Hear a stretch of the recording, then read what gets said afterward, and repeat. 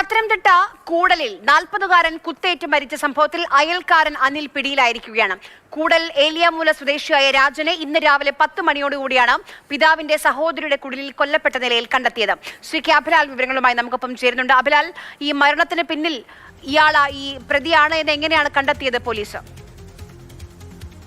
അയൽപ്പക്കക്കാരാണ് അനിലും രാജനും. കഴിഞ്ഞ രാത്രി ഇരുവരും ഒന്നിച്ച് മദ്യപിച്ചിരുന്നു എന്നതിന്റെ തെളിവായി ചില പ്രധാനപ്പെട്ട സാക്ഷിമൊഴികൾ പോലീസിന് ലഭ്യമായിട്ടുണ്ട്. ഈ മദ്യപാനത്തിനിടെ ഇവർ തമ്മിലുണ്ടായ തർക്കത്തിനൊടുവിൽ അനിൽ രാജനെ കുത്തി പരിക്കേൽപ്പിച്ചതായാണ് കരുതുന്നത്.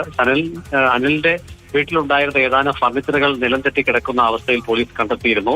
ഈ വീട്ടിൽ നിന്നും മൃതദേഹം കണ്ടെത്തിയ ആ കുടിൽ വരെയുള്ള ഭാഗത്തെ മണ്ണിൽ ചോരപ്പാടുകളുമുണ്ട്. ചുരുക്കത്തിൽ കുത്തേറ്റ് രാജൻ അവിടെ നിന്ന് ഓടി താമസിക്കുന്ന കുടിലിലേക്ക് വന്നു കയറുകയും അങ്ങനെ അവിടെ അബോധാവസ്ഥയിൽ വീണ് ശരീരത്തിൽ നിന്ന് രക്തം വാർന്ന് മരണം സംഭവിച്ചു എന്നുള്ളതാണ് പോലീസിന്റെ പ്രാഥമിക വിവരം. ഇന്ന് രാവിലെ 10 മണിയോടുകൂടി പിതൃ സഹോദരിയാണ് ഈ കുടിലെത്തിയപ്പോഴാണ് രക്തത്തിൽ കുളിച്ചു കിടക്കുന്ന അവസ്ഥയിൽ മൃതശരീരം കണ്ടെത്തുന്നത്. ഈ അയൽപക്കക്കാരെങ്കിലും ഇരുവരും തമ്മിൽ ഏതെങ്കിലും തരത്തിലുള്ള ശത്രുതയ്ക്ക് കാരണമായ സംഭവങ്ങൾ ഉണ്ടായതായി ആർക്കും അറിവില്ല.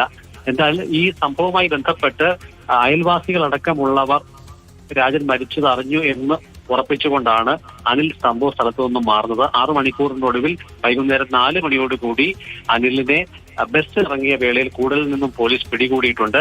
പത്തനാപുരം, കൊല്ലം, കരുനാഗപ്പള്ളി മേഖലകളിൽ കറങ്ങിയ ശേഷം പിടികൊടുക്കുന്നതിനായി പോലീസ് സ്റ്റേഷനിലേക്ക് എത്തുന്നതിനിടെയാണ് പോലീസിന്റെ വലയിൽ ഇയാൾ വീണിട്ടുള്ളത്.